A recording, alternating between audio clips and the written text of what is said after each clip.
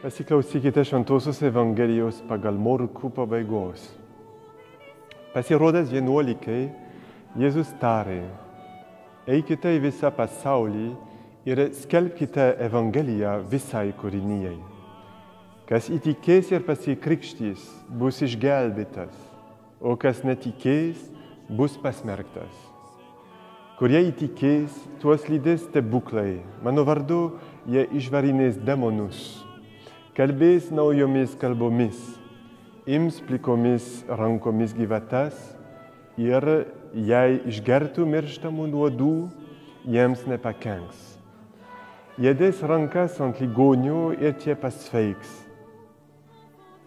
Baigęs jiems kalbėti, viešpats Jėzus buvo paimtas į dangų ir atsisėdo Dievo dešinėje. O jie iškeliavę visur skelbė žodį, viešpačiui drauge veikiant ir jų žodžius patvirtinant stebuklais, kurie juos lydėjo. Girdėjote viešpaties žodį. Šiandien švenčiame šeštines, Kristaus įžengimą į dangų.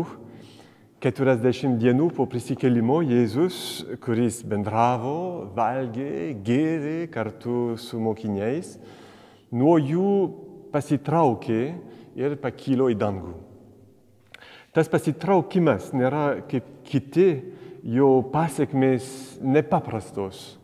Pavyzdžiui, pasitraukimą gali lydėti palengvėjimo atodūsis, kai pasitraukia okupantas. Arba pasitraukimą gali lydėti netekties skausmas, kai miršta mylimas žmogus. Tada gyvenimas apkarsta. Jėzaus pasitraukimas iš šio pasaulio šeštinių dieną yra paradoksalus.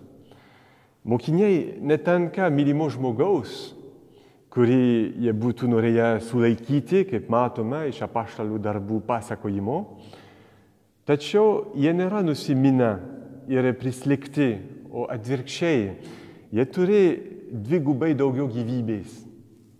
Jie iškeliavę visur, sako Evangelija, skelbė žodį viešpačiui drauge veikiant ir jų žodžius patvirtinant stebuklais, kurie juos lydėjo.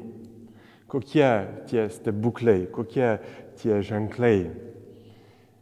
Jėzus jiems pasakė: mano vardu jie išvarinės demonus, kalbės naujomis kalbomis, ims plikomis rankomis gyvatas ir jei išgertų mirštamų nuodų, jiems nepakenks. Jie dės rankas ant ligonių ir tie pasveiks. Ką tai reiškia? Kas gali išvarinėti demonus? Tas, kuris juos išvarė iš savęs ir atgavo vidinę laisvę. Jie kalbės naujomis kalbomis. Kalbos yra kitoniškumo simbolis, kas kalba naujomis kalbomis, simboliškai sudaužo savyje stiklo sieną, kuris neleidžia bendrauti su kitais.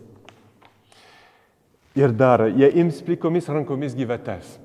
Kartais problemos gali būti tokios keblos, neaiškios, konfliktinės, kad jų vengiame kaip nuodingų gyvačių. Imti gyvatas plikomis rankomis yra antgamtiškos drąsos ženklas, ta prasme. O nuodai. Nuodai yra sveikatos testas. Nuodai, kurie užmuša vaiką ar senelį, stiprų vyrą gali tik pykinti. Kaip kaltinimai, pavyzdžiui, gali sulaužyti jautrų žmogų, bet nepakenkia tam, kuris buvo aukščiausiojo teismo pripažintas nekaltu. Taip ir žmonių kaltinimai nebepakenkia tam, kuris suvokia, kad Dievas jį išteisino. Kristaus pasitraukimas iš šio pasaulio šeštinių dieną yra paradoksalus. Tik šventųjų mirtis mums padeda nujausti, kas tai yra. Pasitraukdamas iš šio pasaulio, Kristus patraukia visus prie savęs. Jis mokinių neapleidžia, bet jiems pažada savo dvasią. Jis pakilo į dangų, tačiau ne tam, kad jaustume žemiškųjų dalykų slegiantį svorį, bet tam, kad sugrįžtume į kasdienybę pakylėtą širdimi. Geros šventės.